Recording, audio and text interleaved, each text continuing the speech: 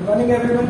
So today we will study chapter 11 of 8th standard science textbook, and the name of the chapter is force and pressure. So to begin with this chapter, one should know what is force. Okay, so we will begin with what is meant by force. So as per the definition of force, so what we mean by the definition of force, force को define किया जाता है any push और pull is defined as force. So any sort of push और pull, मतलब अब इसे normal life में कैसे देखें, जैसे आप देखते हो कि आपके पास कोई चीज है, जैसे कोई कार है या कोई चेयर है या कोई टेबल है, वो रेस्ट पर है, मतलब वो मूव नहीं कर रही है. पर अगर आपको किसी चीज को मूव करवाना है तो आप क्या करेंगे, आप उसको या तो धक्का देंगे या तो उसको अपनी तरफ खींचेंगे. तो उसी से डेफिनेशन आता है फोर्स का.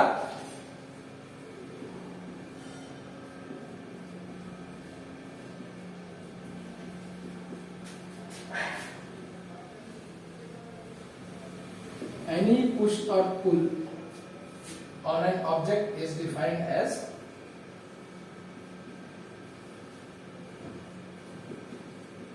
फोर्स. ठीक है, तो एनी सॉर्ट ऑफ पुश और pull is defined as force. Basic example मैंने आपको दिया, आप देख सकते हैं. बाई चांस मानिए आपके पास कोई चीज है, कोई ट्रॉली है, जो आपके पास वीआईपीज आती है, उसमें व्हील्स होते हैं. तो ट्रॉली अपने आप तो मूव नहीं करती है. अगर आप कहीं जा रहे हैं, ट्रेवल कर रहे हैं, तो आपको अपनी ट्रॉली को अपने साथ लेके जाना है, तो आप उसको क्या करते हैं, पहले तो उसका जो हैंडल होता है आप उसको बाहर निकालते हैं, स्लांट करते हैं और उसके बाद उसको खींचते हुए लेके जाते हैं. Either you can pull it towards you or either way you can push it from away from you. Okay, so या तो आप उसको धक्का दे या तो आप अपनी तरफ खींचे. दोनों केस में, दोनों सिनेरियोज में आप क्या करते हैं, फोर्स एक्सर्ट कर रहे हैं, उसमें फोर्स आप एक्सर्ट करते हैं जिसके कारण उसमें मोशन आती है. तो मोशन के लिए सबसे मेन चीज क्या है, फोर्स. ओके, तो फोर्स ऐसे है. फोर्स का फॉर्मूला आता है F is equal to ma, where m is mass of object and a is acceleration of object. Okay, clear है. Force is equal to mass into acceleration. Okay, आपके लिए भी इतना काफी है. नया स्टैंडर्ड में आप इसमें पढ़ेंगे फोर्स क्या है, वेक्टर क्वांटिटी, उसमें रिजोल्यूशन होते हैं, वेक्टर का रिजल्ट किया जाता है, तो कंपोनेंट्स आते हैं उसके डिफरेंट. ठीक है, एक्चुअल में जो फॉर्मूला होता है F equal to ma cos theta होता है. तो अभी आपको ट्रिग्नोमेट्री नहीं पता, एंगल्स के बारे में नहीं पता, रिजोल्यूशन नहीं पता. ओके, सो तो फोर्स के कारण क्या हो सकता है, फोर्स अगर आप एग्जैक्ट करते हैं तो मोशन में कैसे चेंजेस आती है. ये फोर्स जो है आपका डायरेक्टली लिंक्ड है मोशन के साथ. तो अगर कोई भी प्रकार का मोशन है, जैसे आप गोलकीपर है और किसी ने बॉल को हिट किया गोल करने के लिए, आप गोलकीपर है तो आप क्या करेंगे, अगर बॉल आ रही है तो आप उसको रोकेंगे हाथ से, है ना. तो आप ऐसा तो नहीं कि बॉल को कुछ भी नहीं करते, बॉल आ रही है आप आगे की तरफ उसको धकेलने की कोशिश करते हैं जिसके कारण वो रुकती है. तो जैसे बॉल आती है आप उसको पकड़ते हैं, एक तरह से उसको धक्का देने की कोशिश करते हैं. अगर इस तरफ से आ रही है तो आप उसको अपोजिट डायरेक्शन में धकेलने की कोशिश करते हैं, जिसके कारण वो बॉल आपके पास उड़ जाती है.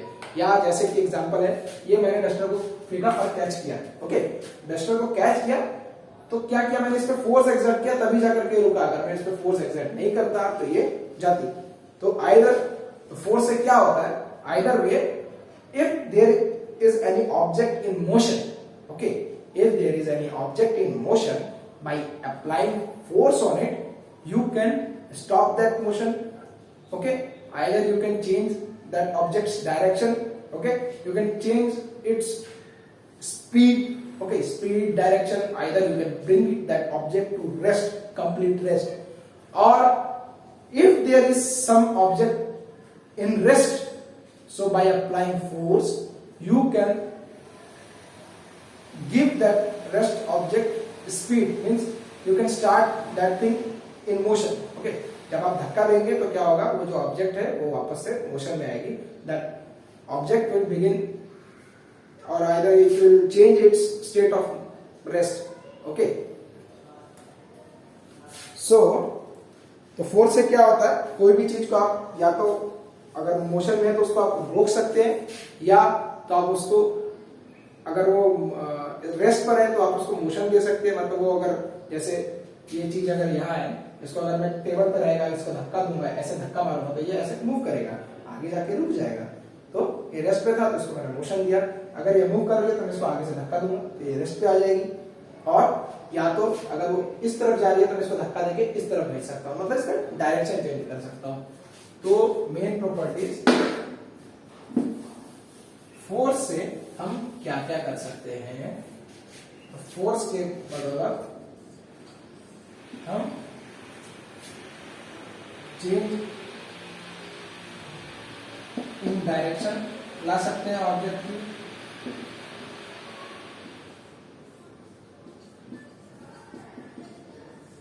Can bring to rest. Okay, कोई ऑब्जेक्ट अगर मोशन में उसको रेस्ट पे ला सकते हैं।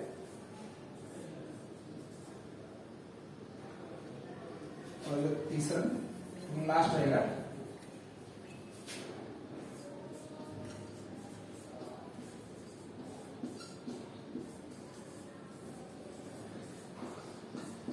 और कोई ऑब्जेक्ट अगर रेस्ट पे है उसको वापस से मोशन दे करके स्टार्ट फोर्स दे करके मोशन में ला सकते हैं, तो it can start moving once again. Okay,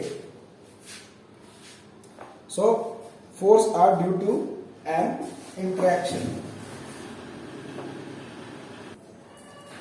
So, as I said, forces are due to an interaction. Okay, page number है आपका 180. Okay, so how will we define that forces are due to interaction? One thing we have to note down that it is not mandatory or necessary that always there has to be contact between the object and the person or the force which is applied, the kind of force. Okay. मतलब जैसे कोई आदमी है या type of force है, उन दोनों के बीच में या ऑब्जेक्ट के बीच में कोई प्रकार का जरूरी नहीं है हमेशा कि नेसेसरली कांटेक्ट हो। ओके,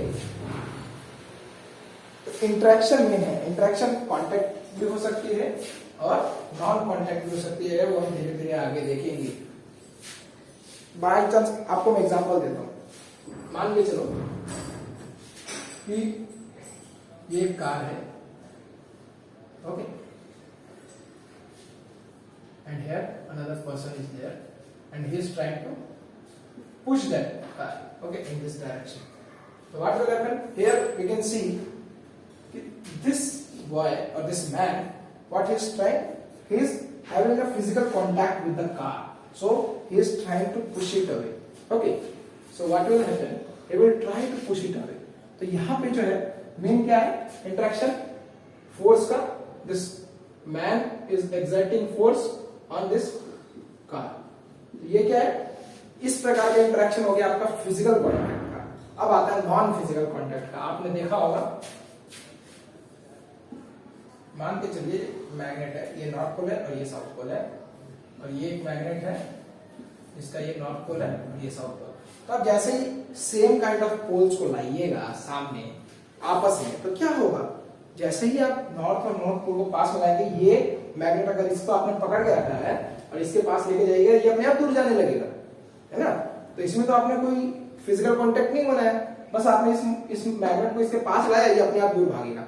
और अगर आप रिवर्स कर देते हैं, जैसे नॉर्थ पोल है तो इधर आप कर दीजिए साउथ और ये नॉर्थ, तो जैसे आप इसको पास में यहां पर लाइएगा, ये ऑटोमेटिकली अपने आप आकर के चिपक जाएगा एक दूसरे से। तो इस प्रकार के इसमें मोशन तो आ गया, लेकिन आपने कोई फोर्स भी एक्सर्ट किया, लेकिन इस इंटरेक्शन में आपने कोई फिजिकल कोई कांटेक्ट तो बनाया नहीं था, अपने आप ही हुआ है ना, मोशन इंड्यूस अपने आप हुआ है। ओके, तो ऐसा जरूरी नहीं है कि फिजिकल कांटेक्ट हमेशा जरूरी हो, ठीक है, इंटरेक्शन के लिए। मेन क्या है कि इंटरेक्शन क्या होता है इसमें, इस प्रकार forces are due to interaction. Interaction का मीनिंग क्या है, इंटरेक्शन का संबंध इसमें फोर्सेस में ये है कि इनमें कोई तालमेल है, कोई लिंक है आपस में, जिसके कारण इस पे फोर्स एक्सर्ट होता है। जैसे अगर आप बेसिकली देखिएगा तो इसमें क्या होता है, मैग्नेट्स के अंदर क्या होता है, मैग्नेटिक फील्ड होता है। ओके, मैग्नेटिक फील्ड होता है, जिसके कारण क्या होता है, इनके बीच में आपस में एक नेटवर्क बनता है। एक्चुअली मैग्नेटिक फील्ड क्या होता है, नॉर्थ से साउथ पोल की तरफ लाइंस होती है। ओके, ये लूप्स बनते हैं, बोलते हैं, और ये फील्ड के कारण क्या होता है, अट्रैक्शन होता है मैग्नेट्स में। या पढ़ेंगे आगे।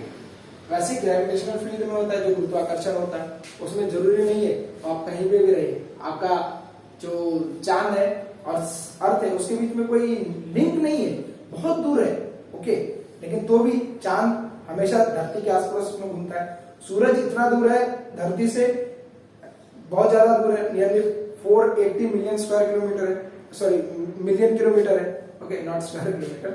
ओके, तो 480 million kilometre is a very big thing. Okay, but then also Earth is revolving around the sun. Why? Because of gravity. Okay, so these force तो वहां पर भी attraction का gravitational force of attraction है, पर interaction किस प्रकार का है, नॉन कॉन्टैक्ट है। ओके, तो जरूरी नहीं है हमेशा कॉन्टैक्ट फोर्स इंटरेक्शन के कारण। So now we will go to the next topic, that is resultant force.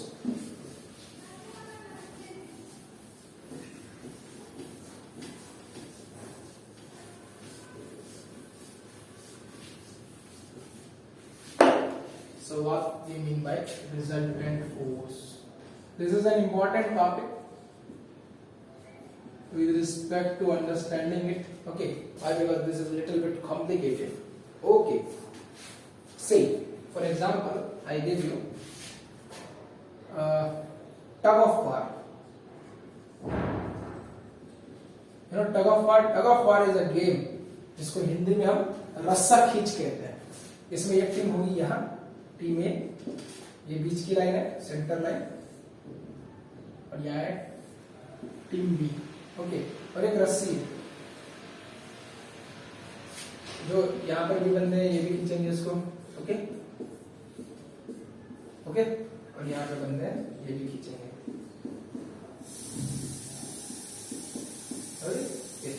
और यहाँ पे मान के चलो एक पॉइंटर है कि बताता है कि ये अगर रस्सी यहाँ आ जाएगी तो ये टीम हार जाएगी और ये टीम जीत जाएगी। अगर ये पॉइंटर इधर चला जाता है इस लाइन के, तो ये टीम हार जाएगी और वो जीत जाएगी। ओके, तो अब इस टग ऑफ वार के गेम में बाई चांस मान लो इन लोगों ने फोर्स, अरे हाँ फोर्स का यूनिट बताना भूल गया, फोर्स का जो यूनिट है उसको बोलते हैं न्यूटन। जो न्यूटन जिसके सर पे सेक गिरा था।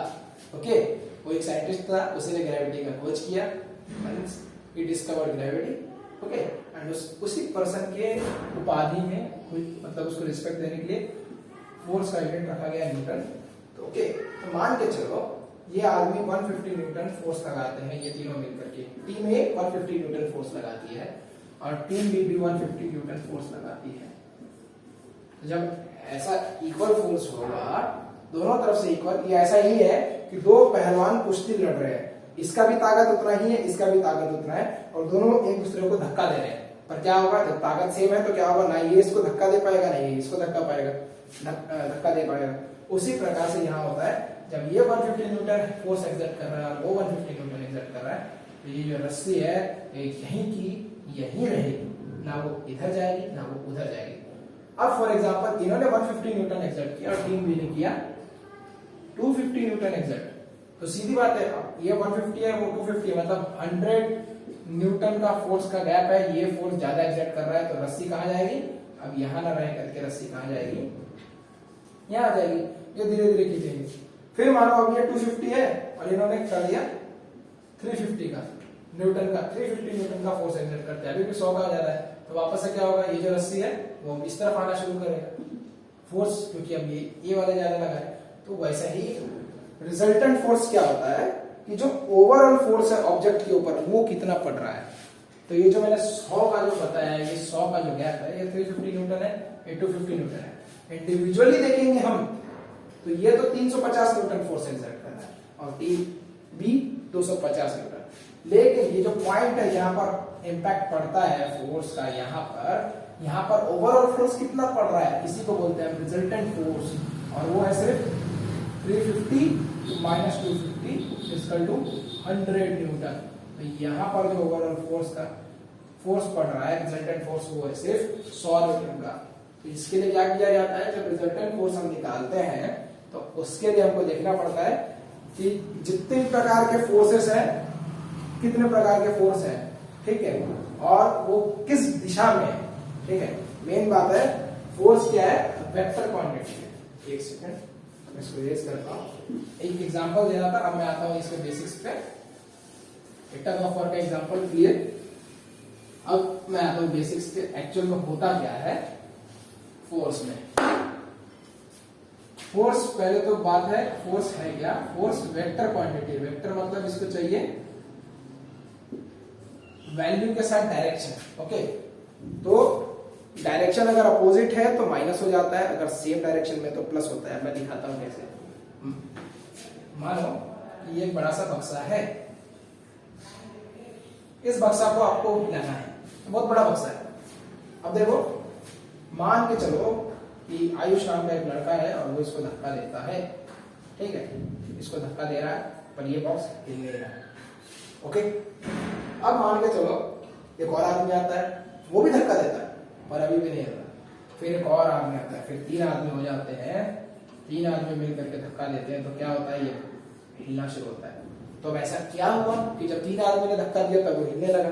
आप अपने नॉर्मल एग्जांपल से बोल सकते हो कि तीनों ने इतना ताकत लगाया कि हिल गया। तो एक्चुअल में क्या होता है, तीनों का फोर्स क्या हुआ, तीनों इस दिशा से धक्का दे रहे हैं, इसलिए ये हिल रहा है। आपको ये पता है प्रैक्टिकल सेंस से कि अगर हम तीनों इस तरफ से धक्का देंगे, एक दिशा से धक्का देंगे, एक डायरेक्शन से देंगे तो ये हिलेगा। मान के चलो एक इधर से दे रहा है, एक इधर से दे रहा है और एक और इधर से दे रहा है, तो क्या होगा, वो हिलेगा क्या। जो चीज 3 आदमी से हिलता है, अब उसमें बाई चांस एक आदमी यहां से धक्का दे रहा है, 2 आदमी यहां से दे रहे हैं, 2 आदमी इधर दे रहे हैं, एक आदमी इधर दे रहा है, वैसे हिलेगा। आपको पता है बेवकूफी वाला काम है, दिन भर धक्का लगाते रहेंगे पर वो हिलेगा नहीं, ओके। पर जब इसी को जब हम फिजिक्स के टर्म्स में देखते हैं तो उसको हम बोलते हैं रिजल्टेंट वेक्टर। और रिजल्टेंट वेक्टर का कांसेप्ट क्या कहता है, मान के चलो कोई चीज है, ऑब्जेक्ट है ए, और इस पे जितने प्रकार के फोर्सेस लगते हैं उसका दिशा देखना है। अगर इस पे ये दिशा में फोर्स जा रहा है और ये दिशा में फोर्स जा रहा है, मान के चलो ये एक्स है और ये वाई है, तो एक्स और वाई अपोजिट है, एक इस दिशा में जा रहा है, एक इस दिशा में, तो ये दोनों का अगर रिजल्टेंट देखना है तो क्या होगा, रिजल्टेंट माइनस में जाएगा। दिशा के हिसाब से सब चेंज होता है, अगर डायरेक्शन अपोजिट है तो माइनस में जाएगा, डायरेक्शन सेम है तो प्लस में जाएगा। मान के चलिए एक्स इधर है 100 का और ये इधर है 50 न्यूटन का, तो रिजल्टेंट कितना आएगा, 100 माइनस 50। अगर हम इसके डायरेक्शन से देखते हैं तो प्लस 50 न्यूटन, अगर इसकी दिशा में देखेंगे तो माइनस 50 न्यूटन। वैसे ही अगर हम देखते हैं कि एक्स इधर है और इसी के डायरेक्शन में वाई भी आ गया, ओके। अब वाई का है 50 न्यूटन मानो, तो अब रिजल्टेंट कितना आएगा इस केस में, रिजल्टेंट आएगा 100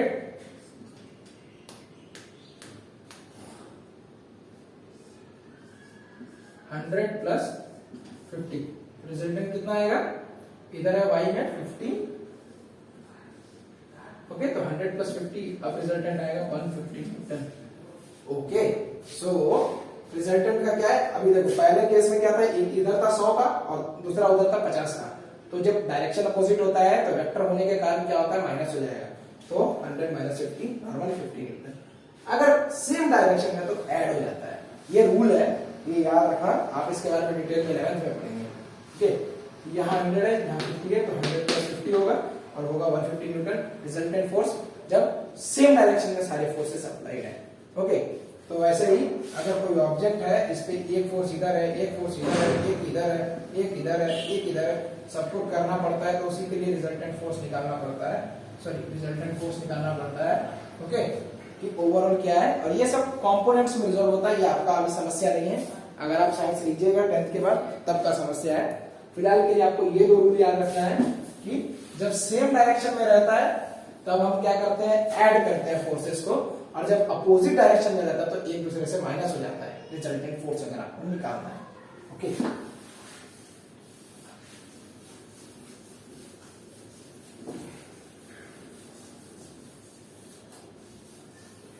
so now another topic, so effects of force.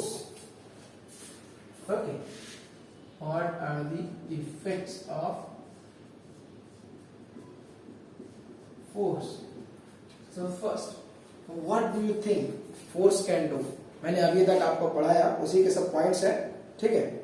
तो फोर्स के कारण क्या हो सकता है, पहला पॉइंट, कोई चीज अगर रेस्ट पर है तो उसमें मोशन आएगा, तो फोर्सेस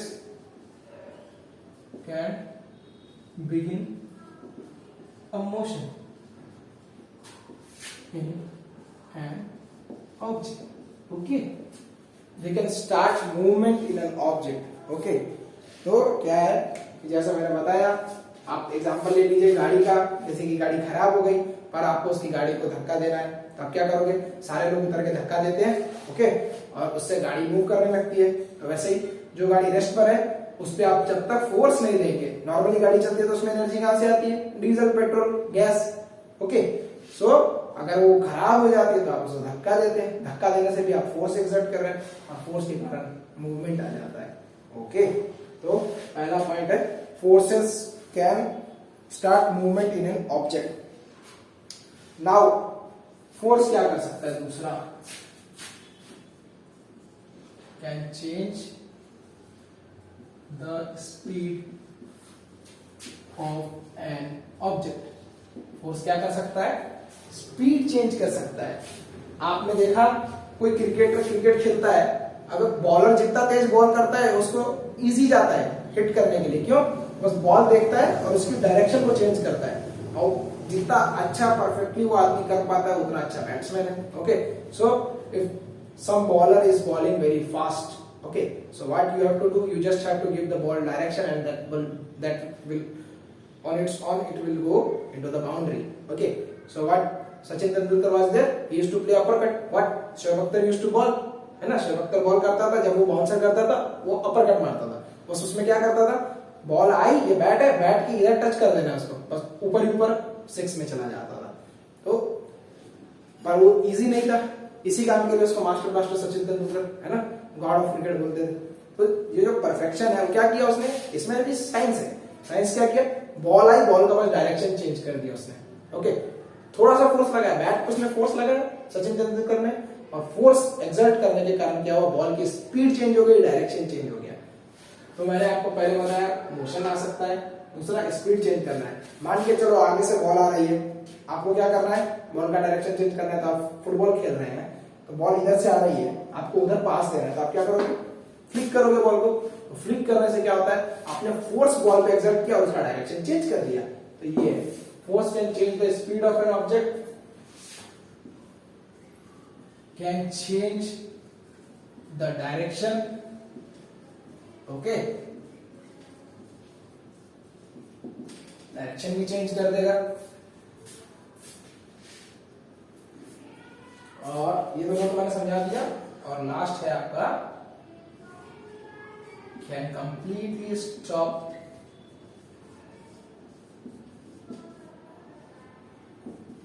द ऑब्जेक्ट, पूरी तरीके से ऑब्जेक्ट को रोक भी सकता है। कैसे, मान के चलिए किसी ने बॉल मारा, बॉल आ रही है आपके पास और आपने उसको फुटबॉल को रोक लिया एक जगह, और उसके बाद आपने अपना दूसरी डायरेक्शन में ले जाना शुरू किया, है ना। तो ऐसे केस में क्या होता है कि आपने फोर्स एक्सर्ट करके बॉल को प्रॉपर रोक दिया। जैसे गोलकीपर, किसी ने कितना भी कस के बॉल मारा, या तो उसका डायरेक्शन चेंज कर देता है झटका मार करके हाथ से, either what he will do, he will grab the ball, है ना। तो उससे क्या होता है, बॉल की पूरा का पूरा जो मोशन था उसको रेस्ट पे ले आता है वो फोर्स एक्सर्ट करके।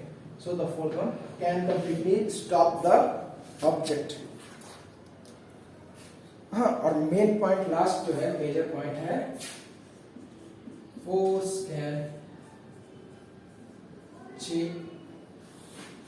can change the shape and size of an object.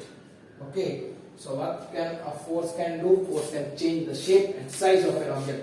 Example, बोतल लीजिए, बोतल को पकड़िए और उसको दबा दीजिए, फोर्स लगाया, बोतल का शेप चेंज हो गया, बोतल क्रम्पल हो जाता है। वैसे बैलून में हवा भरिए और बैलून को ऐसे पुश कीजिए तो शेप चेंज हो जाता है बैलून का। वैसे टूथपेस्ट को आप निकालते हैं, उस पर प्रेशर एक्सर्ट करते हैं, उसका टूथपेस्ट का शेप चेंज हो जाता है। उसी प्रकार बहुत सारी चीजें, पेन है, पेन को आप ऐसा करके बेंड करिएगा, बेंड होने लगेगा। तो फोर्स एक्सर्ट कर रहे हैं आप सब जगह, फोर्स एक्सर्ट करने से आप शेप और साइज चेंज कर सकते हैं। कोई स्पंज लीजिए, स्पंज को आप दबाइए, क्या होगा, शेप चेंज हो जाएगा। तो ये सारे मेन इफेक्ट्स हैं फोर्स के। Okay, clear?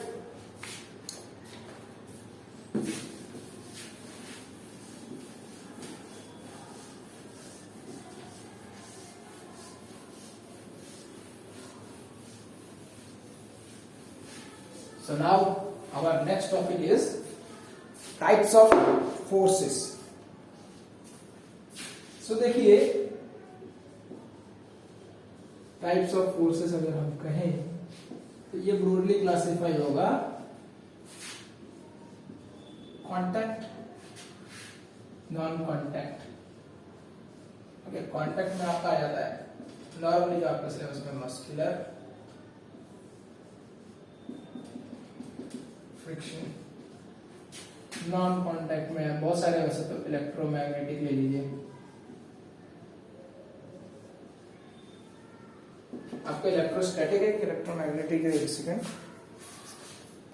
इलेक्ट्रोस्टैटिक है आपको, ये हायर स्टडीज का है।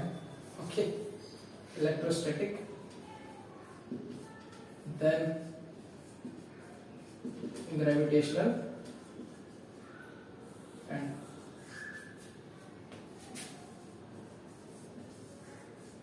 मैग्नेटिक। देखो, इलेक्ट्रोमैग्नेटिक कुछ नहीं है, इलेक्ट्रोस्टैटिक चार्ज और मैग्नेटिक फोर्स, मतलब इलेक्ट्रोस्टैटिक फोर्स और मैग्नेटिक फोर्स को जब कंबाइन करते हैं तब एक नया ब्रांच बनता है, उसको बोलते हैं इलेक्ट्रोमैग्नेटिक। ओके, तो वो आपका सिलेबस नहीं, वो हायर स्टडीज का है। ओके, तो ये आपके सिलेबस में ये 3 और ये 2। ओके, तो ये फोर्सेस है आपके सिलेबस में। तो कांटेक्ट और नॉन कांटेक्ट, ऐसे आपको नाम से ही पता चल रहा है। कांटेक्ट मींस क्या होता है? कांटेक्ट मींस उसके बीच में आपको संपर्क स्थापित करना है। जैसे फिजिकल कांटेक्ट होना जरूरी है इसमें, जैसे कि कांटेक्ट मतलब मस्कुलर फोर्स। मस्कुलर फोर्स अगर आपको एग्जर्ट करना है, जैसे मैं दीवार को पुश करूं, है ना, या इस बोर्ड को पुश करूं, देखो बोर्ड हिल रहा है ना, तो कोई भी चीज प्रकार का कोई भी मोशन यूज करना है मेरे को, इसको मेरे को फेंकना है, तो इसके लिए भी मेरे को मस्कुलर फोर्स देना पड़ रहा है। ओके, बॉलिंग करनी है तो बॉलिंग करने के लिए, बॉल थ्रो करने के लिए मेरे को मस्कुलर फोर्स, हाथ से जो मसल्स का फोर्स लग रहा है, तो ये सारे प्रकार की जो चीजें, हैमर उठाना है, हैमर को हिट करना है, एक्स चलाना है, any sort of movement which I have to do with the help of my hand, my leg, my muscles, my body strength is needed, है ना, तो वो सारा आता है आपका मस्कुलर फोर्स। क्योंकि सारे प्रकार के ऑब्जेक्ट को मूव या हमारे बॉडी को मोशन में लाने के लिए मसल्स का ही योगदान होता है। तो इनडायरेक्टली सारी चीज में, even if you are writing, if you are throwing, okay, so every sort of work is done by muscles and hence the term muscular force. तो contact force में क्या है? Physical contact is necessary. Okay. So जो प्रकार के force ऐसे जिसमें physical contact जरूरी है वो कांटेक्ट फोर्सेस में आता है, जिसमें फिजिकल कांटेक्ट जरूरी नहीं है वो नॉन कांटेक्ट फोर्सेस में आता है। मैंने आपको इससे अभी पढ़ाया था जस्ट, उसमें होता है आपका नॉन कांटेक्ट में, जैसे मैग्नेटिक का मैंने एग्जांपल दिया, मैग्नेट्स के हेल्प से, और ग्रेविटेशन का एग्जांपल दिया, और कांटेक्ट के लिए आप जो हाथ से धक्का लेते हैं कोई चीज को। ओके, सो मस्कुलर फोर्स मैंने समझाया with the help of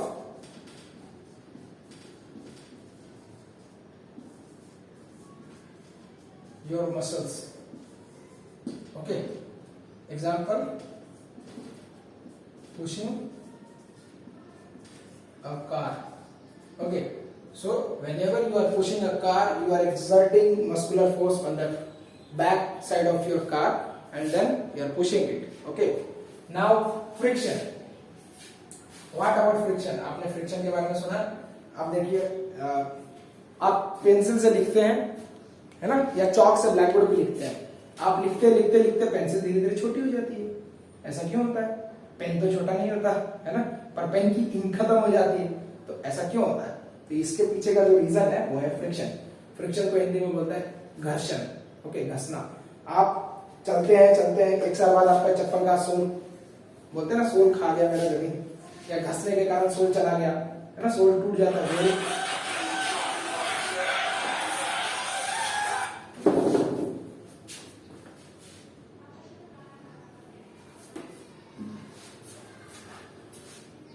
Sorry for that interruption. Okay, so we were on friction. So as I told you, friction is caused due to,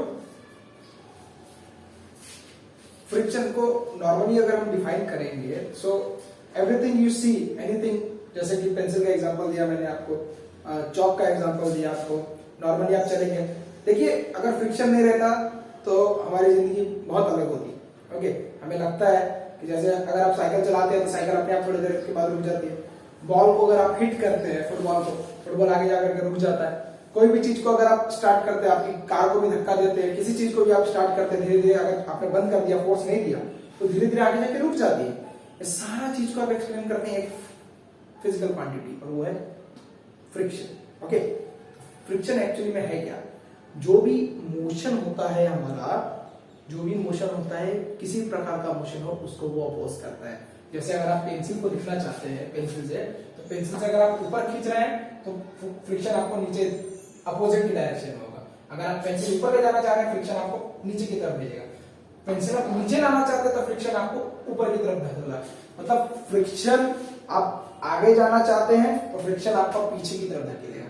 अगर आप पीछे जा रहे हैं ऐसे, तो फ्रिक्शन आपको आगे की तरफ धकेलने का कोशिश करता है। मतलब कहने का संबंध क्या है? सो फ्रिक्शन को अगर हम डिफाइन करते हैं तो एनी सॉर्ट ऑफ मोशन है जिसको वो अपोज करता है, the opposing force which always oppose a motion.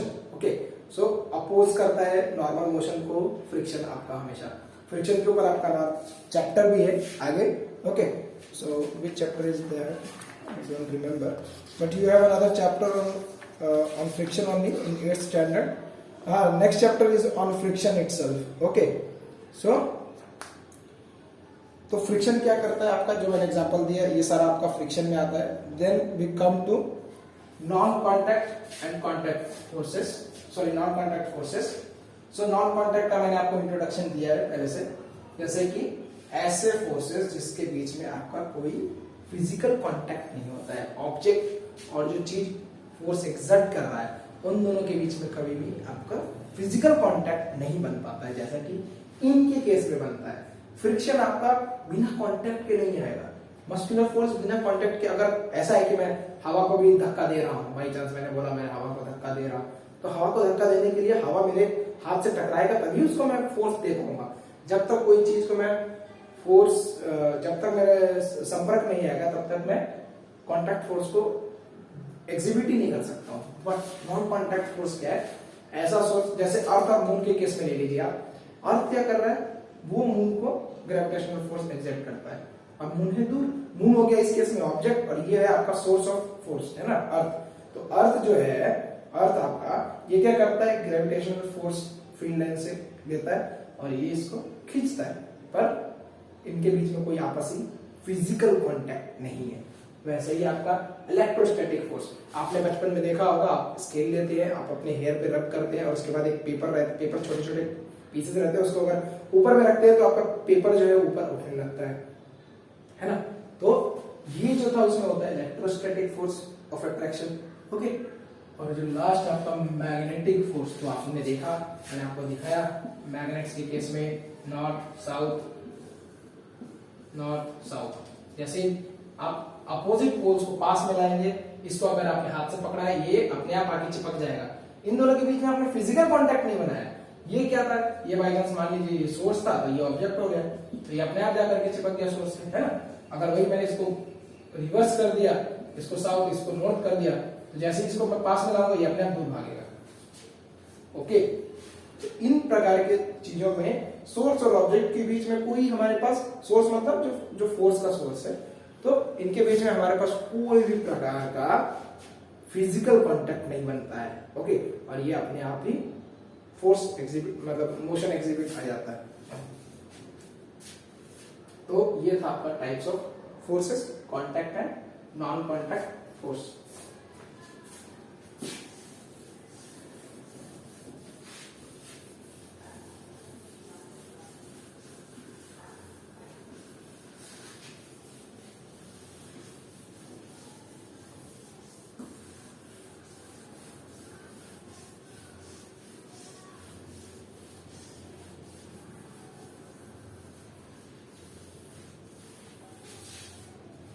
Okay, so our next topic is units of force. Okay, so हर एक चीज का यूनिट होता है, तो यूनिट ऑफ फोर्स मैंने बताया, force is equal to mass into acceleration. Okay, so force is equal to, normally हम दे देते हैं F is equal to ma. Okay, so force is equal to mass into acceleration. और इसका unit क्या होता है, इसका जो ऐसा यूनिट है Newton, based on the scientist who discovered gravity. Okay, उसका नाम था इजैक न्यूटन, जिसके सर पे सेब गिरा था. ओके, अब ये जो होता है फॉर्मूले से आप डिफाइन कर सकते हैं. How can you define 1 Newton? So formula से देख लो. 1 Newton is that force which when applied on an object of mass 1 kg produces an acceleration of 1 meter per second square in that object. Okay, मतलब सीधे शब्दों में normal हम इसको हिंदी में कहें तो क्या है, देखो कोई भी फॉर्मूला आपको पता है तो फॉर्मूला से आप उसका डेफिनेशन बना सकते हैं. तो फॉर्मूला से आप कैसे बनाएंगे? 1 न्यूटन वो फोर्स है जो एक ऑब्जेक्ट जिसका मास है 1 किलो 1 केजी. ओके, तो 1 केजी का जिसका मास है उस ऑब्जेक्ट में 1 मीटर पर सेकेंड स्क्वायर का एक्सेलरेशन ले आता है. उस फोर्स को हम बोलते हैं 1 न्यूटन. क्या हो गया? 1 न्यूटन वो फोर्स है जो 1 किलो मास का ऑब्जेक्ट में 1 मीटर पर सेकेंड स्क्वायर का एक्सेलरेशन प्रोड्यूस करता है. तो उस फोर्स को हम बोलते हैं 1 न्यूटन. इन इंग्लिश वी से 1 Newton is the force which produces an acceleration of 1 meter per second square in an object of mass 1 kg. Anyway, you can say, but the fact remains the same. Okay, the force produces an acceleration of 1 meter per second square in an object of a mass 1 kg. So that is Newton. Okay, and another force, there is another unit of force has been given, kilogram force. So ये क्या definition है? 1 kilogram force. Another unit is there of force when talking in vertical motion. Vertical मतलब gravity के terms में. Okay, so इसको हम कैसे define करते हैं? 1 kilogram force is that much force which produces an acceleration of 9.8 meter per second square in an object of mass 1 kg. Okay, आपके दिया हुआ है 1 kg force is the force with an object of mass 1 kg which is pulled toward the earth.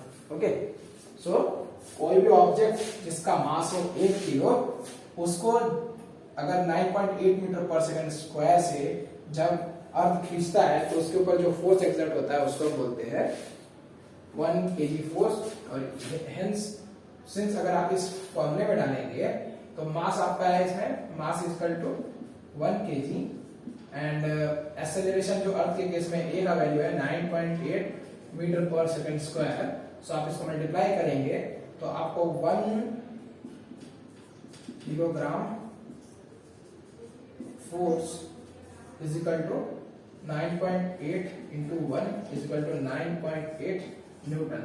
Okay, तो आपका ये जो term है 1 kilo force, इसके बारे में एग्जैक्टली आप ऐसे निकाल सकते हैं. तो 1 kilo force is equal to 9.8 newton. Okay, और ये था 1 newton. Okay, so now we will move towards pressure. हाँ, इसको आप अगर अप्रोक्स में लेते हैं तो ये अप्रोक्सीमेटली जो एक्सेलरेशन ड्यू टू अर्थ है जो स्मॉल जी से डिनोट किया जाता है, इसको हम 9.8 एग्जैक्ट लेके चलते हैं, और अदरवाइज अप्रोक्स में लेना है तो 10 पकड़ते हैं। अगर 10 लोगे तो ये हो जाएगा 10 into 1 = 10 न्यूटन। ओके, तो ये अप्रोक्स वैल्यू है, या नियर बाय एग्जैक्ट वैल्यू है। ओके, सो ये भी प्लेस टू प्लेस चेंज होता है, आप सब धीरे धीरे पढ़ेंगे। ग्रेविटी में क्या होता है, ग्रेविटी फिक्स नहीं है, depending on different places the value of gravity acceleration due to gravity changes. Okay, so the average value we consider is 9.8 meter per second, and based on that you will have 9.8 newton. Otherwise, if you take approx values, you will have 10 newton. Okay,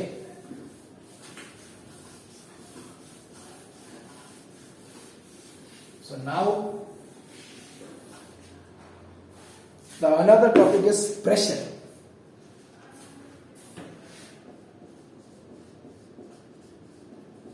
So, what we mean by pressure? It is not the pressure we have when we have exams. Okay, so exam ka pressure is something different. That is on your brain. Okay, this is physics. Okay, so what we mean by pressure in physics? Okay, तो pressure मतलब क्या है? आपको normal तरीके से पता है कि अगर आप कहीं है, आपके ऊपर प्रेशर पड़ रहा है, जैसे आपने कोई सामान उठाया, वो आपको नीचे दबाता है। जैसे आपने 50 किलो का किसी ने बोरा उठा लिया, आपने सर पे रख लिया, तो वो प्रेशर दे रहा है आप पे, फिक्स्ड है, कंटिन्यूअसली प्रेशर दे रहा है, तभी तो आप ऐसे हो जाते हैं। जैसे आप ऐसा तो नहीं आप 50 किलो का बोरा उठा लिया और बस एकदम हीरो बन के चल रहे हैं। जैसे आप 50 किलो का बोरा, अगर आपके पास स्ट्रेंथ नहीं है, तो आपको ऐसे ऐसे दबाना शुरू करेगा और आप बोलेंगे उठाइए उठाइए, नहीं तो मैं चोट लग जाएगा, मेरा हड्डी टूट जाएगा, है ना। तो हर एक प्रेशर एग्जर्ट कर रहा है, वो प्रेशर आपको पता कैसे चलता है? आपको नॉर्मल लाइफ एग्जाम्पल से आपको पता है प्रेशर है ना। आप चाकू लेते हैं, चाकू पहना चाकू क्यों लेते हैं? ऐसा मोटा सा चाकू लेकर के काट सकते हैं सब्जी? कटेगा नहीं कटेगा, आपको बहुत फोर्स एक्सर्ट करना पड़ता है। लेकिन भाई धारदार चाकू है, खट खट खट खट सब्जी कट जाता है। आप चाकू को धार लगाने ले जाते हैं, क्यों? प्रेशर से रिलेटेड है। कील का जो पहला वाला पार्ट होता है उसको आप ठोकते हैं, उल्टा करके भी तो ठोक सकते हैं, पर आपको पता है वैसा कोई सेंस नहीं है, उल्टा करके ठोकिएगा ठोकाएगा नहीं, है ना। क्यों? प्रेशर है। सब जगह पे ये सारा जो एक्सप्लेनेशन है, ये एक फिजिकल क्वांटिटी देता है, वो प्रेशर। आप साइकिल में चलाते हैं, आप बोलते हैं साइकिल में प्रेशर, टायर में प्रेशर नहीं है, आपके गाड़ी में हवा का प्रेशर कम है, आप उसमें प्रेशर देते हैं। आपको नॉर्मली ये पता है कि अगर आपका साइकिल का टायर में हवा कम रहेगा तो आपको फोर्स ज्यादा देना पड़ेगा, क्योंकि टायर में हवा नहीं है, ये भी आपको पता है। गाड़ी में अगर आपका टायर का हवा कम है तो आपको ये पता है कि अगर आपने उसका हवा बराबर नहीं किया, प्रेशर मेंटेन नहीं किया, आपका पेट्रोल ज्यादा पिएगा वो प्रेशर। लेकिन फिजिक्स में कैसे काम करता है, ये एक्चुअली फिजिकल टर्म्स में कैसे काम करता है, ये अब आप सीखेंगे। तो प्रेशर को डिफाइन किया जाता है, फॉर्मूला इसका P = F/A, मतलब force per unit area. Force divided by area is called pressure. Okay, जो फिजिकल टर्म है इसको ऐसे ही बोलते हैं। तो इसका यूनिट क्या होगा? फोर्स का आपने अभी यूनिट देखा न्यूटन, एरिया का यूनिट होता है metre square. So newton per metre square is the unit of pressure. Okay, so pressure का यूनिट क्या है? Newton per metre square.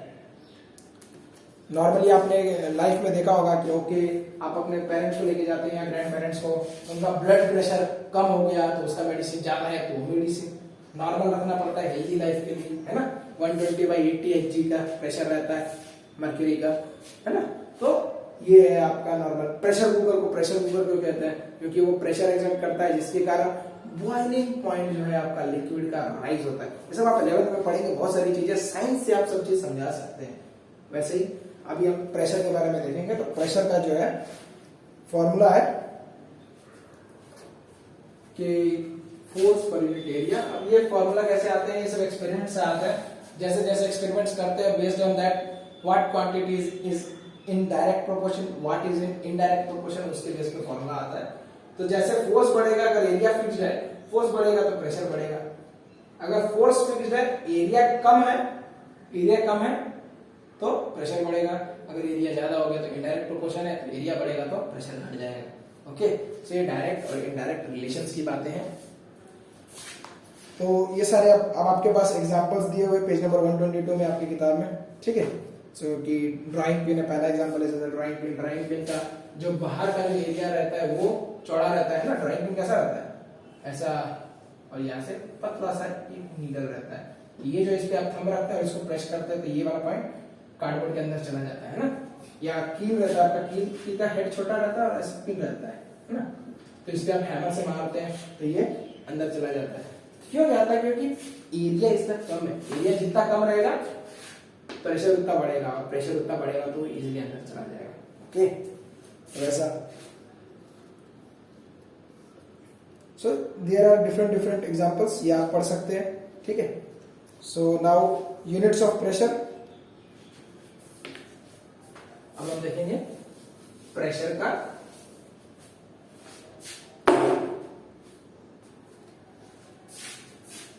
ये जो है आपका, मैंने लिखा 1 न्यूटन पर मीटर स्क्वायर।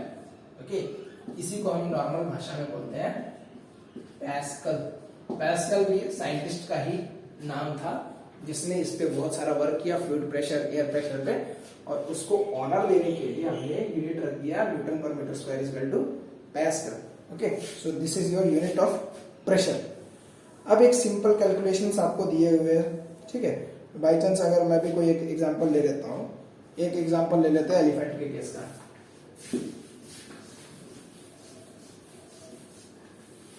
एक एग्जांपल लेके सॉल्व कर देते हैं। एक देखो एलिफेंट है, उसका मास है 2000 KG. Elephant mass is equal to 2000 kg, and what is provided? Area, foot area 250 centimeter square, and what is provided? So gravity G is equal to 10 meter per second square they have provided. So you have to find the force exerted by the elephant on the ground. Okay, so you have to find pressure. Pressure means to find the force exerted by the elephant on the ground. You have to find the force. Okay, you have to find the force. See, if you have to find the force, so force का formula क्या है? Force is equal to mass into acceleration. तो acceleration मतलब यहाँ पे g है। Vertical case में हम a नहीं लिखते हैं, g लिखते हैं एक ही जगह, क्योंकि ग्रेविटी काम करती है। ओके, तो मास कितना है हमारे पास? 2000 kg। acceleration क्या है? 10। सो आपका आंसर आ जाएगा Newton. 20,000 Newton is the answer of the force exerted by the elephant. अब अगर हम बात करते हैं कि हमारे पास, एक सेकेंड, ओके, सो हमारे पास आ गया फोर्स। अब नाउ अगर हम बात करते हैं प्रेशर का, तो प्रेशर के लिए हम क्या करेंगे? अगर इसी एलिफेंट का प्रेशर निकालते हैं तो प्रेशर इक्वल टू क्या होता है? Force per unit area. हमारे पास ये फोर्स। अब देखो एलिफेंट के पास एक पैर तो होता नहीं, एलिफेंट के पास होता है 4 पैर। तो 250 सेंटीमीटर स्क्वायर, 250 सेंटीमीटर स्क्वायर अगर 1 फीट का है तो 4 फीट का कितना होगा? 250 into 4 is equal to 1000 centimetre square. Okay, but अब हमको काम क्या करना है? ये ठीक है, यहाँ ठीक है, तो 1000 सेंटीमीटर स्क्वायर हमारा एरिया है एलिफेंट के फुट का। अब देखिए एलिफेंट के फुट के तो आ गया हमारे पास, लेकिन एरिया का जो एसआई यूनिट होता है, एसआई यूनिट होता है मीटर स्क्वायर। ओके, क्या होता है? Metre square. तो अब आप देखिए 1 मीटर में होता है, तो इसको इरेज कर देता हूं, ये आपका मैं यहां लिख देता हूं। सो न्यूटन। ओके, ये आपका फोर्स। अब देखो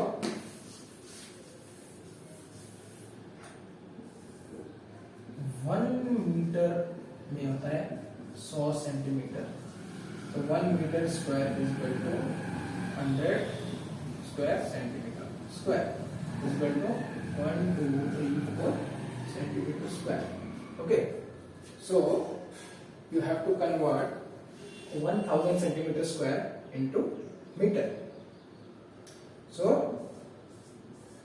centimeter square is equal to 1 meter square. So 1000 centimeter square is equal to x. This is simple unitary method. So you have to figure out x is equal to 1 into 1000 divided by 10,000 centimeter square. Sorry, meter square. Okay. So 1 2 3 1 2 3. So how much meter square it is? 1 by 10 meter square. Okay. So now again coming to this part, we have to find the pressure. So again from here we see pressure is equal to force upon area. Okay.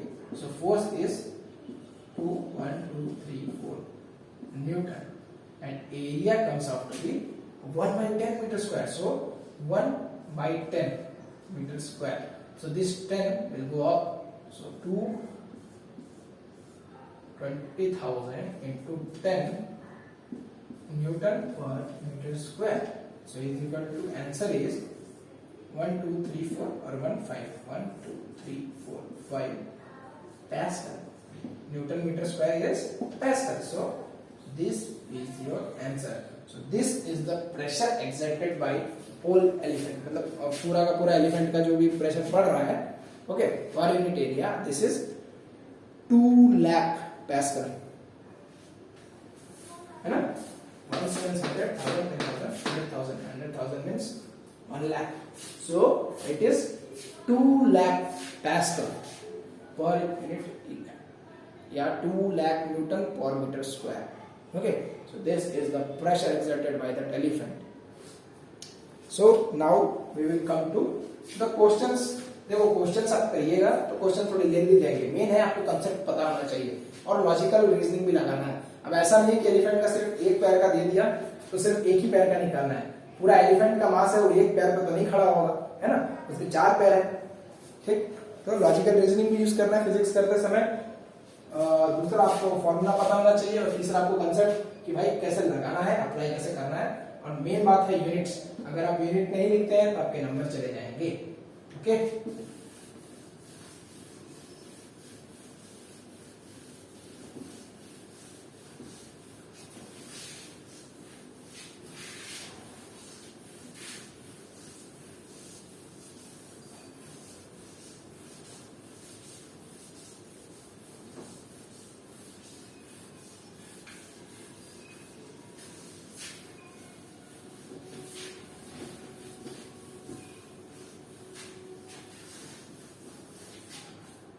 so now the another topic is fluid pressure.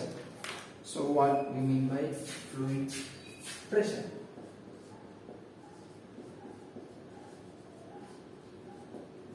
So देखो fluid का definition पहले तो क्या है?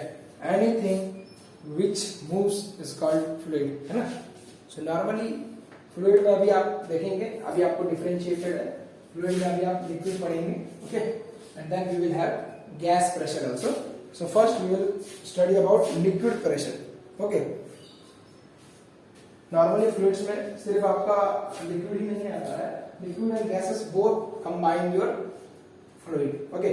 So now we will see how fluid exerts pressure. अब आप बताओ, पानी है आपके पास, पाइप में, पाइप से पानी आती है तो क्या पानी प्रेशर एक्सर्ट नहीं करती है?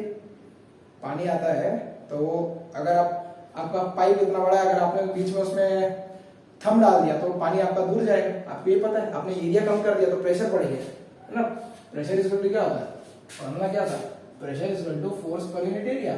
तो पानी का जो फोर्स है वो तो फिक्स्ड है, आपने बस एरिया कम किया. एरिया घटाओगे तो प्रेशर बढ़ जाएगा, इनडायरेक्ट प्रोपोर्शन है. तो जैसे ही आपने पाइप है, पाइप का जो अंदर आपने थंब डाल दिया तो थंब डालने से क्या हो गया? उसका जो निकलने का, बाहर आने का जो पानी का जो एरिया था वो कम हो गया. आपने एरिया कम किया, प्रेशर, फोर्स फिक्स्ड है, प्रेशर बढ़ जाएगा. प्रेशर बढ़ेगा तो पानी आपका दूर जाएगा. इसलिए आप क्या करते हैं? पानी को दूर करना है तो आप प्रेशर, पाइप का जो एरिया है उसको दबा देते हैं या तो अंदर थंब डाल देते हैं, जैसा भी करें.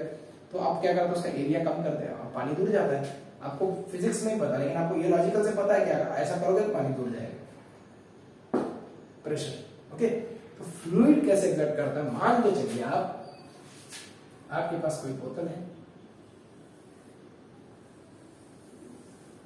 और आपने यहां पे होल कर दिया, ठीक है, पानी आप भर रहे हैं इसमें, तो क्या होगा, आपको पता है पानी यहां से ऐसे ऐसे गिरेगा, जो ऊपर वाला है उस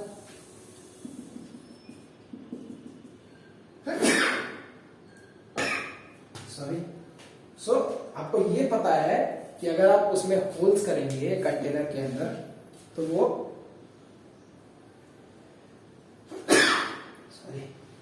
वो वाटर ड्रेन आउट होगा, उस बोतल में से वाटर ड्रेन आउट होगा जहां पे आपने होल किया हुआ है। तो ये कैसे, अगर फ्लूइड प्रेशर नहीं देता तो पानी ऐसे बस ऐसे निकल जाना चाहिए, है ना, पानी इस रास्ते से बस ऐसे ऐसे बस सरफेस के थ्रू निकल जाना चाहिए था। पानी ऐसे बाहर क्यों गिरता है, इसका गिरने का मतलब है कि इसमें प्रेशर एक्सर्ट हो रहा है। अगर यही इसी पे आपने पाइप कंटिन्यू कर दिया, आप देखोगे कि अगर आपने इसको बंद कर दिया और इसमें से पानी ड्रेन आउट हो रहा है तो धीरे धीरे ये जो है इसकी दूरी है ये कम होने लगता है और लास्ट में फिर यहाँ से ऐसे ऐसे आता है जो पाथ है। लेकिन अगर इसी पे आपने फिक्स पाइप लगा दिया तो इसकी और दूरी बढ़ जाएगी, है ना, प्रेशर एक्स्ट्रा आता है। तो ऐसा क्यों, तो ये सारा जो है आपका प्रेशर का कंसेप्ट है कि फ्लूइड जो है प्रेशर एक्सर्ट करता है, ये प्रूफ्स है आपके पास, ओके। अब आप देखो, there are certain characteristics of pressure exerted by the liquid, these are as follows, ठीक है। तो जो आपके किताब में पहला पॉइंट है वो क्या है, pressure exerted bye a liquid at the bottom of the container depends on the height of its column, ठीक है। देखो प्रेशर जो है, मतलब एक ये पॉइंट है, मान के चलो एक ये पॉइंट है, एक ये पॉइंट है, एक ये पॉइंट है, तो A B C and D, तो point A B C D इन सबका जो प्रेशर है, इनकी जो दूरी है, वो प्रेशर जो भी एक्सर्ट करेगा वो किस पे डिपेंड करेगा, ये डिपेंड करेगा कि इसके ऊपर कितना पानी है।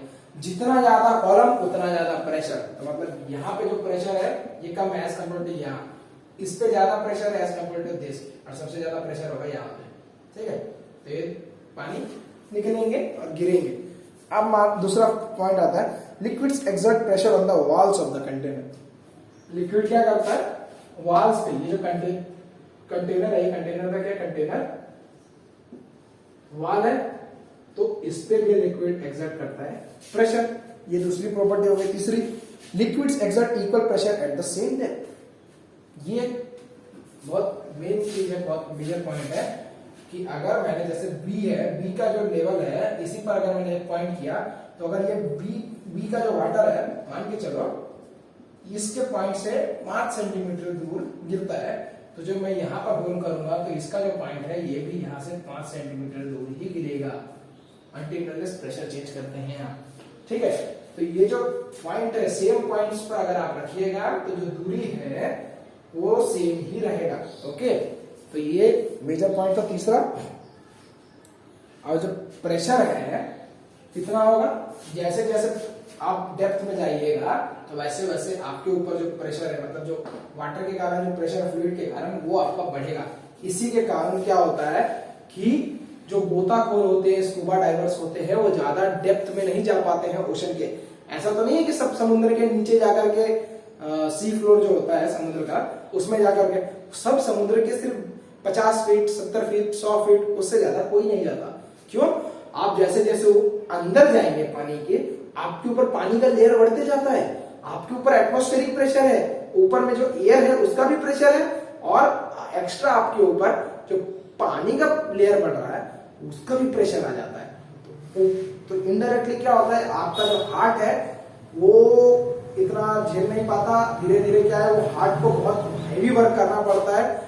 आइदर दो चीज हो सकता है, आपकी नसें फट जाए या तो हार्ट फेल हो जाए, दो चीज में से एक चीज तो फिक्स है कि अगर आप ज्यादा डेप्थ में जाएंगे, either your heart failure can happen because of more pressure, your heart has to pump harder, okay, and then there would be a certain point when your heart can't do that, your heart will be a failure, means your heart attack will come to you, ठीक है, heart attack होगा. And another thing is your veins can rupture. Okay, your arteries, your veins, they can, blood vessels can rupture, blood vessels फट जाएंगे आपके pressure के कारण. तो ये दो चीज होता है. शुरू में क्या होता है, प्रेशर डिफरेंस के कारण आपके कान, नाक से खून आ सकता है, कान दुखना शुरू करता है. इसलिए जब आप पानी में जाते हैं तो आपके कान दुखने लगते हैं जब आप डेप्थ में जाते हैं. क्यों? प्रेशर पड़ता है आपके ऊपर. ओके, तो ये सारे फिनोमेनाज हैं जो आप साइंस के टर्म्स में एक्सप्लेन कर सकते हैं. अब मेजरमेंट ऑफ लिक्विड प्रेशर है आपका next topic.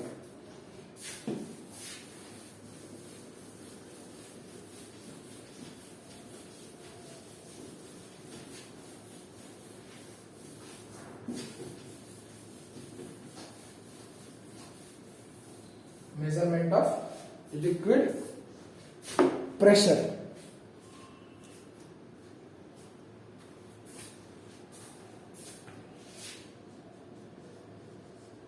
So, measuring liquid pressure. So, how can you measure liquid pressure? Okay, so the basic instrument for measuring liquid pressure is pressure gauge. Okay, क्या बोलते हैं उसको? pressure gauge या gauge भी बोलते हैं. Someone pronounce it as gauge, some people pronounce it as gauge. Okay, so the simplest pressure gauge is U-tube manometer. ठीक है, अब U-tube मैनोमीटर में क्या होता है, U shaped glass होता है, tube filled with liquid. It is used to measure the difference in pressure. Okay, अब how it works, two ends of the apparatus, one end of the tube opens into the container filled with the liquid and the other end tube fills into the air. The difference into the liquid level in U-tube is a measure of the pressure applied by water. Okay, so I will explain that. So as I read now what U-tube manometer is, basically the U-tube manometer, normally you have a U-shaped tube. Okay, a U-shaped tube. So now what will happen, see, both in this we fill like say for example we fill it with mercury. Okay, so if you keep this U-shape under normal atmospheric pressure, what will happen, इसमें अगर हमने mercury भरा है, so mercury level at both ends are same. Okay, but when we have to measure some other liquid pressure, so what we do, there is some मतलब इसमें calibrations है ना, changes है. जैसे ये जो आपका मैनोमीटर है, इसको हम क्या करते हैं, ऐसे जाके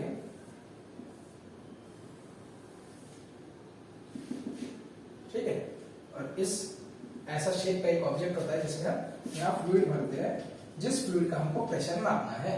जैसे आप यहाँ पे ले लीजिए एग्जांपल वाटर. तो वाटर आपने डाला, तो वाटर डालने के बाद क्या हो जाएगा भाई, इसके ये प्रेशर एग्जर्ट करेगा और इसके हिसाब से यहाँ पे चेंजेस आएगी. ओके, तो ये चेंजेस आएगा तो यहाँ पे कुछ चेंजेस आएगा. मर्क्यूरी का तो लेवल मर्क्यूरी आपने फिक्स वॉल्यूम में रखा है, तो based on the difference of changes height changes occurs. Okay, and from a reference point of view you measure H1, you measure H2 like this, and based on that there are some calculations based on this. Okay, and based on that you figure out what is the density of the liquid and what is the pressure exerted by that fluid. Okay, so there is an example also, I think go through 7, page number 125. There is an example of experiment to find the pressure of liquid using a manometer, and there is a simple procedure to go through that. You can read that if you wish. This actually things like venturimeter and all this stuff works on this. Take a pressure difference, and this you will learn about this thing in 11th standard.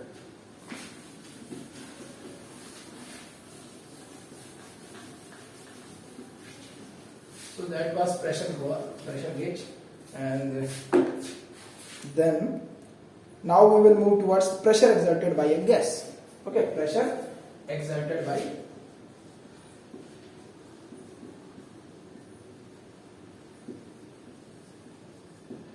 Pressure exerted by gas. So आपको पता है कि normally अगर आपने balloon में हवा भरा, okay, और हवा को छोड़ दो, जाने दो, तो आपको क्या होगा, हवा आपके ऊपर एक्सर्ट करता है ना प्रेशर।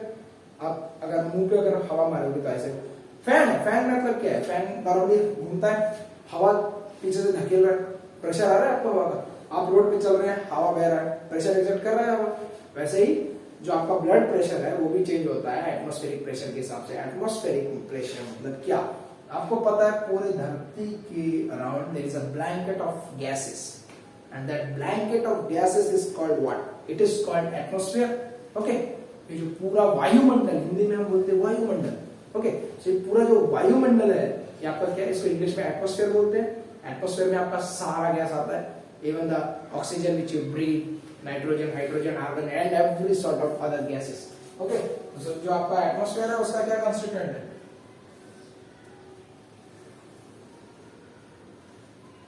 ऐसा नहीं बनेगा, ये ऐसा बनेगा। So majority proportion around 71%, what it is, nitrogen, then this 28%, what it is, oxygen, and rest CO2, argon, krypton, radon, and etc etc, all sort of other gases. Okay, radon and all etc. Okay, these all other gases constitute around 1%, and rest 71 and 28% are constituted by nitrogen and oxygen respectively. Okay, so ये जो वायुमंडल है ये क्या करता है, ये भी फ्लूइड है, ये भी एक्सर्ट करेगा। जैसे पानी का केस में क्या, पानी एक्सर्ट करता है, वैसे ही हवा भी एक्सर्ट करता है। एंड जो एटमॉस्फेयर जो प्रेशर आपके ऊपर करता है वो एक्सर्ट, वो आपके सर के ऊपर जो, अगर आपको प्रेशर देखना है तो आप अपने सर का एरिया निकाल लीजिए, सर के ऊपर कॉलम कितना एरिया है, नियरली जो डेंसिटी है एटमॉस्फेयर की एयर की वो चेंज होती जाती है। 100 किलोमीटर के बाद बहुत ही थिन एटमॉस्फेयर बचता है। तो मैक्सिमम जो भी अगर आपको बोलना है ना, अराउंड नियर बाई 80 to 90% जो एटमॉस्फेयर है वो आपका यहाँ से धरती के सतह से लेकर के 20 से 25 किलोमीटर तक ही है, उसके बाद बहुत थिन एटमॉस्फेयर है। ओके, आपने रियल लाइफ एग्जांपल से देखा होगा कि आपके जो साइकिल है, साइकिल पंचर हो जाता है तो उसमें से पूरा एयर प्रेशर चला जाता है। आप एक्चुअली हवा भर के क्या करते हो, उसमें प्रेशर आता है ना, उसको टायर को दबाने की कोशिश करते हो, वो दबता नहीं है आपसे, है ना। बैलून है, बैलून फट जाता है, ज्यादा क्या आप हवा भरते हैं और हवा भरते भरते अगर एक्सेस लिमिट जो उसका है वो आप क्रॉस करते हैं तो क्या होता है, बैलून आपका फट जाता है। क्यों फट जाता है, क्योंकि वो बैलून भी फ्लूइड की जैसे कंटेनर्स पे अपना जो उसका वाल होता है, जैसे ये बैलून है बाई चांस, ठीक है ना। तो जो एयर मॉलिक्यूल्स है ये क्या करते हैं, ये जो बैलून वाल है, दीवार मतलब इसका जो वाल है क्या बोलते हैं, कंटेनर का वाल है, बैलून का जो रबर का सरफेस है उसमें वो प्रेशर एक्सर्ट करता है, इसको स्ट्रेच करता है, इसको हिट करते रहता है। ज्यादा प्रेशर होगा तो ये क्या करता है, इसको रप्चर कर देता है, फट जाता है ये, है ना। उसी प्रकार से आपके अंदर जो हाथों में, शरीरों में पूरे जो आपका ब्लड वेसल्स है, ब्लड वेसल्स में भी एक बीपी होता है ना, ब्लड प्रेशर बोलते हैं। तो जो ब्लड प्रेशर होता है उसका भी डिपेंड करता है एयर प्रेशर वगैरह से। और आप दूसरा मेडिकल फिटनेस आपका, तो ब्लड प्रेशर बढ़ जाने से ज्यादा क्या होता है, आपकी नसें भी फट सकती है। तो वो भी एक बीमारी होती है, इसको हाइपरटेंशन के नाम से या डिप्रेशन का भी बोला जाता है, स्ट्रेस के कारण होता है, ठीक है। तो आपका जो एटमॉस्फेरिक प्रेशर है, स्टैंडर्ड टेम्परेचर प्रेशर में तो हम देखते हैं कि सी लेवल के हिसाब से सारा काम किया जाता है। सी लेवल मतलब जो समुद्री सतह है, समुद्री सतह पर क्या प्रेशर होता है उसको बोलते हैं 1 atm, 1 एटमॉस्फेयर, ठीक है। तो प्रेशर का यूनिट है, एयर प्रेशर का यूनिट है एटमॉस्फेयर, ठीक है। और जो नॉन एज द एटमॉस्फेयर, और जो बैरोमीटर है ये आपका पता करता है जो एटमॉस्फेरिक प्रेशर है उसको मेजर करने का भी डिवाइस है ना। तो एटमॉस्फेरिक प्रेशर को जो बताता है कि कितना प्रेशर है, उसको जो देखने का जो डिवाइस है आपका एटमॉस्फेरिक प्रेशर को, उसको बोलते हैं बैरोमीटर। ओके, क्या बोलते हैं, बैरोमीटर। बैरोमीटर का मतलब वो जो यू शेप्ड बैरोमीटर है आपका उसी तरह का रहता है। उसमें क्या किया जाता है, एक साइड को ढका जाता है और दूसरे साइड पे हम क्या कर देते हैं कि मर्क्यूरी रहता है। तो जैसे ही प्रेशर एक्सर्ट होगा, जैसे नॉर्मली आप कैसे बैरोमीटर देख सकते हैं, ये देखिए, जैसे आपने एक टब ले लिया बड़ा सा, ठीक है, और इस टब में आपने क्या किया, टेस्ट ट्यूब को उल्टा करके डाल दिया, ओके, मर्क्यूरी, इसमें पूरा मर्क्यूरी है, ठीक है। अब आपने टेस्ट ट्यूब को ऐसे टब में डाल दिया, अब क्या होगा, पानी पूरी जगह एक्सर्ट कर रहा है, सॉरी हवा जो है एटमॉस्फेयर है ये पूरी जगह पे एटमॉस्फेयर कर रहा है, पर इस जगह पे सिंस यहाँ पर ये ऊपर से टेस्ट ट्यूब क्या है, सील्ड है, तो इस पे एक्सर्ट नहीं होगा और इतने पोर्शन पे नहीं होगा। देखो न्यूटन का थर्ड लॉ है ना, every action has an equal and opposite direction. जब गैस इस पर एक्सर्ट करेगा मर्क्यूरी के लेयर पे, तो मर्क्यूरी भी इसको धक्का देगा, उसी प्रकार पूरा पानी जो है एज अ होल धक्का देगा, पर इस जगह पर प्रेशर नहीं है, तो यहाँ का जो जगह है ये वाला जगह, इधर कोई प्रेशर नहीं है, तो ये क्या करेगा, ये पानी अपने आप ऊपर उठेगा, मतलब मर्क्यूरी ऐसे उठेगा और मर्क्यूरी एक लेवल पे आकर के फिक्स हो जाएगा। तो जिस लेवल पे मर्क्यूरी आता है तो हम समझते हैं वहां पे उतना प्रेशर है, तो मर्क्यूरी के टर्म्स में हम प्रेशर बताते हैं कि कितना का प्रेशर चल रहा है यहाँ पे। तो यहाँ पे एयर प्रेशर कितना है, तो ऐसे हम या एटमॉस्फेरिक प्रेशर कितना है ये हम पता लगा लेते हैं। ओके, कैसे, एक नॉर्मल सा सिंपल सा एपरेटस है ये, ओके, मर्क्यूरी के टर्म्स में। आप इसमें अलग भी फ्लूइड ले सकते हैं, लेकिन मर्क्यूरी का बेसिक लिया जाता है। तो अलग अलग प्रकार के बैरोमीटर्स होते हैं, ठीक है, और जो इसका एक सीजीएस यूनिट है उसको बार में बोलते हैं, BAR। So 1 bar is equal to 1 newton per metre square, और जो 1 ATM होता है वो 10 टू पावर ऑफ 5 पास्कल्स होता है। सोचो, मतलब 1 2 3 4 5, ठीक है, इतना बड़ा होता है 1 atmospheric pressure. Okay, so now users of atmospheric pressure हम देखेंगे। तो क्या है users of atmospheric pressure, like सबसे बेसिक एग्जांपल, अब आप एग्जांपल ले लीजिए, जैसे आप स्ट्रॉ से पेप्सी पीते हैं, cold drink, lassi, anything which you are drinking, soft drink, cold drink, any sort of juice, whatever you are drinking, what you do, पहले जो आप स्ट्रॉ डालते हैं तो स्ट्रॉ में से आप क्या करते हैं, हवा को आप अपने अंदर खींचते, एकदम से तो नहीं आता जैसे आपने स्ट्रॉ डाला, ऐसा तो नहीं है कि जैसे आपने स्ट्रॉ को मुंह में लगाया और सक किया कि एकदम से आपका फ्रूटी या कोई भी कोल्ड ड्रिंक तो आपके मुंह में आ जाता है, पहले एयर आता है। तो जैसे आप एयर खींच लेते हैं तो क्या होता है कि जो नीचे से जो वाटर है या जो भी जूस है उसको एयर का प्रेशर मिलता है और उसके कारण वो आपके शरीर में आने लगता है, एक सक्शन पुल आप क्रिएट करते हैं। उसी प्रकार से देखिए, आपको इंक भरना है कोई चीज में, आपने ये शक्कर रहता है जो बच्चों को ड्रॉपर पिलाते हैं, उसमें से आप ऊपर से जो रबर का रहता है उसको आप प्रेस करते हैं, तो क्या होता है अंदर का जो भी हवा होता है वो चला जाता है। अब आप उसको जैसे लिक्विड में डालते हैं तो क्या करते हैं, जैसे छोड़ते हैं तो एयर जो है उसके अंदर घुसने का कोशिश करता है, लेकिन वहां पे लिक्विड है, तो लिक्विड को धक्का देता है और लिक्विड आपके शक्कर के अंदर आ जाता है ना।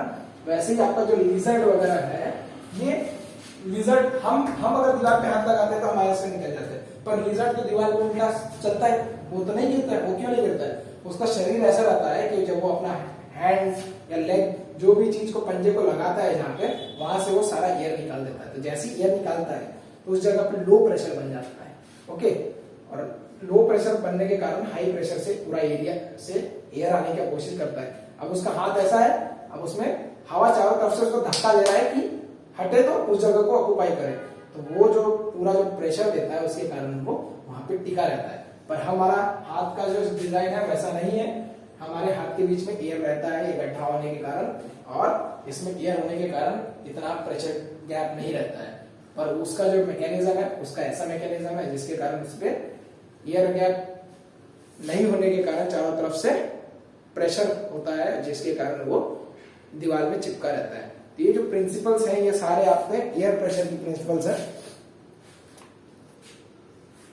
सिरिंज का केस ले लो, सिरिंज के केस में आप क्या करते हैं, पहले पूरा सिरिंज को आप पुश करके पूरा रबर का जो स्टॉपर रहता है वो लास्ट में ले जाते हैं, और उसके बाद आप उसको लिक्विड में डालते हैं और उसे सक करते हैं, पिचकारी जैसे आप करते हैं पानी भरने के लिए। फिर जब आप ऐसे जैसे सक करते हैं तो क्या होता है, उसमें हवा आना चाहिए। अगर आप हवा में करेंगे तो हवा आएगा, पर हवा में नहीं, आपने लिक्विड में डाला है तो लिक्विड में डालने से क्या हो जाता है कि हवा उसमें घुसना चाहती है, वो एयर क्या करती है, प्रेशराइज करती है लिक्विड को, और लिक्विड क्या करता है उसमें आना शुरू हो जाता है जैसे ही आप खींचते हैं। ओके, तो ये सारा एयर प्रेशर का खेल है, how air pressure plays an important role in your life. Okay, so here your chapter is over.